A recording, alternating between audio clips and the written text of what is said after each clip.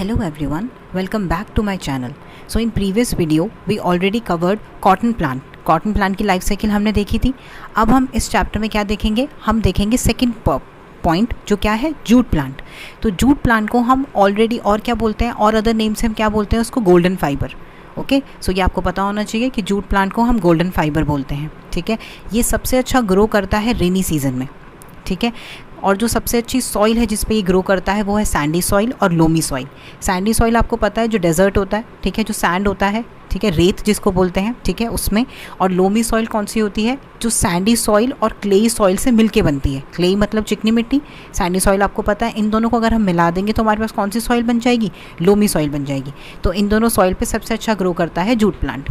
Jute plant को grow करने के लिए बहुत ज़्यादा टेम्परेचर की ज़रूरत होती है, high temperature. Okay, major states जो हैं इंडिया के जहाँ पे सबसे अच्छा जूट प्लांट ग्रो करता है वो कौन कौन से हैं, वेस्ट बंगाल, बिहार, असम, उड़ीसा, मेघालय, त्रिपुरा, आंध्र प्रदेश. ठीक है, तो ये हमने जूट प्लांट के बारे में देख लिया. अब हम देखते हैं life cycle of jute plant, कि जूट प्लांट कैसे ग्रो करता है. प्रॉपर हम एंड तक देखेंगे कैसे हमें फाइनली एंड प्रोडक्ट मिलता है जूट.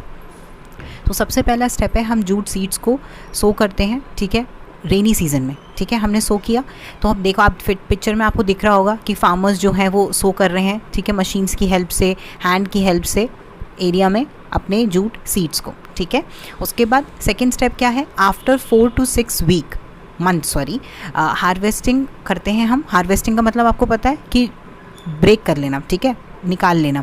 हार्वेस्ट करते हैं जूट स्टेम्स को जब उस पर फ्लावर आ जाता है, ये आपको ध्यान रखना है. ठीक है, जैसे ही जूट स्टेम के ऊपर फ्लावर आता है 4-6 मंथ बाद, तो हम क्या करते हैं, जूट की स्टेम को रिमूव कर लेते हैं. आपको पिक्चर्स में दिख रहा है येलो कलर के फ्लावर आते हैं, और जैसे ये फ्लावर आते हैं तो हम इनको रिमूव कर लेते हैं.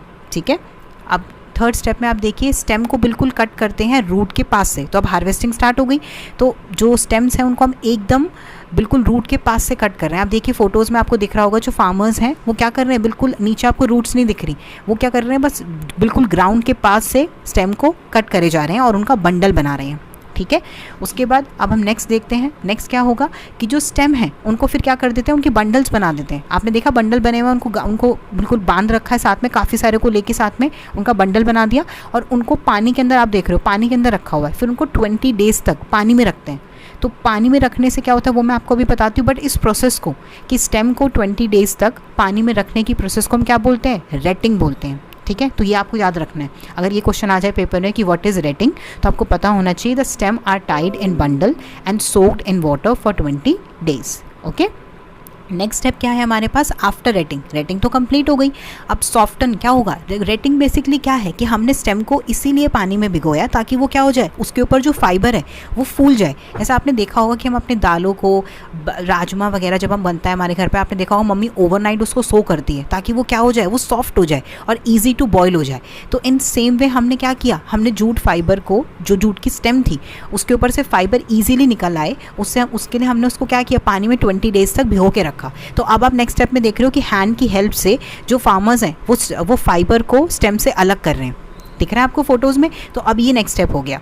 ठीक है, उसके बाद का स्टेप क्या है कि अब फाइबर को क्या किया जाएगा, फाइबर हमने निकाल लिया, अब फाइबर को क्या करना है, वॉश करना है अच्छे से. तो देखो आप एक फर्स्ट फोटो में देखो, वो अच्छे से वॉश कर रहे हैं फाइबर को क्लीन वाटर में, और फिर उसको क्या किया, उसको ड्राई कर दिया, उसको बैम्बूज पे अलग अलग एरिया पे टांग दिया और उसको ड्राई करने के लिए, ताकि वो ड्राई हो जाए. ड्राई करने से हमें क्या मिल जाएगा, इन दी एंड फाइबर मिल जाएगा. तो ये पूरी लाइफ साइकिल थी जो हमने अभी डिस्कस करी जूट प्लांट से फाइबर बनाने की.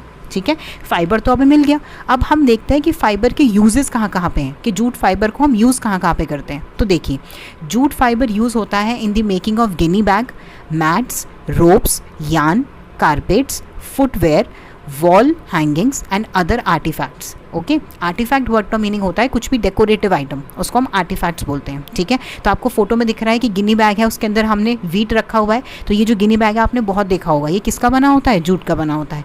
जूट के फाइबर से हमारे पास रोप्स भी बनती हैं, जूट के फाइबर से हमारे पास डोर मैट्स भी बनते हैं. ठीक है, जूट फाइबर के हमारे पास यान भी बनते हैं. यान मतलब क्या होता है आपको पता है, धागा. ठीक है, यान बनता है हमारे पास, थ्रेड. ठीक है, इससे फिर हम अलग अलग चीज़ें बना सकते हैं. ओके।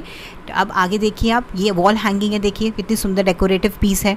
ये बैग्स हैं, ठीक है, फुटवेयर भी हैं, ठीक है, डेकोरेटिव आइटम्स हैं, लैम्प वगैरह है, कारपेट है, सब कुछ आपको फोटो में दिख रहा है, ठीक है। तो इन सब चीज़ों के लिए फिर हम जूट का यूज़ करते हैं, ठीक है। तो ये हमने प्रॉपरली पूरा डिस्कस किया जूट के बारे में कि जूट कहाँ कहाँ पे सबसे अच्छा ग्रो होता है स्टेट्स में। जूट को हम गोल्डन फाइबर बोलते हैं, ठीक है। जूट के यूजेस हमने देखे, जूट की हमने पूरी लाइफ साइकिल देखी, कैसे उसको ग्रो करते हैं, रेटिंग के बारे में देखा, सब कुछ देखा, ठीक है। तो आई होप आपको सब कुछ समझ आया होगा। I hope you like this video. Thank you so much for watching.